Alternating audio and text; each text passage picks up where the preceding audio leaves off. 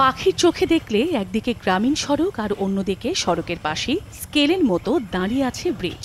অথচ মূল অংশের কাজ পুরোপুরি শেষ হলেও তৈরি হয়নি দুপাশের সংযোগ সড়ক। নেত্রকোনা সদর উপজেলার কালিয়ারা গাবড়াগাতি ইউনিয়ন পরিষদ অফিস থেকে কুমারপুর ফেরিঘাট সড়কে খালের ওপর 2021 সালে একটি পিসি গার্ডার সেতু নির্মাণের কার্যাদেশ দেয়া হয়। 2022 সালের 10 আগস্ট এর নির্মাণ কাজ শেষ হওয়ার কথা থাকলেও দুদফায় মেয়াদ বাড়ানো হয় 2024 সালের 30 জুন পর্যন্ত।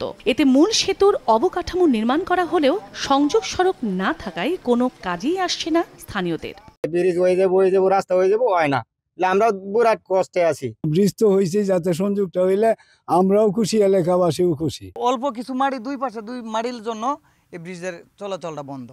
এটা যদি ওকে করে দিত তা আমরা জনগণ চলতে পারতাম। এলজিইডি বলছে, স্থানীয়রা প্রথমে সংযোগ সড়কের জন্য জায়গা দিতে চাইলেও 5 আগস্টের পট পরিবর্তনের পর থেকে তারা জমি দিতে চাইছেন না। তবে বিষয়টি সমাধানের জন্য ঊর্ধ্বতন কর্তৃপক্ষকে জানানো হয়েছে। আপনি 2 একর দিয়ে নেন, তাহলে আমি ব্যক্তিগত গুরুস্থান দেবো না, আর না হলে সরকারি যে আগের সাবেক রাস্তা আছে ওই রাস্তা দিয়ে আপনার রাস্তা নিয়ে যান, সমস্যা নাই। যদি জায়গা দেয় তাহলে আমরা অ্যাপ্রোচটা করে দিতে পারবো। পিডি অফিসকে জানাচ্ছি, ওইখান থেকে একটা সিদ্ধান্ত আসলে আমরা ওইভাবে কাজ করব।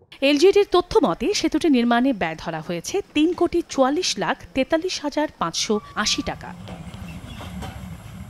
সময় সংবাদ, নেত্রকোনা।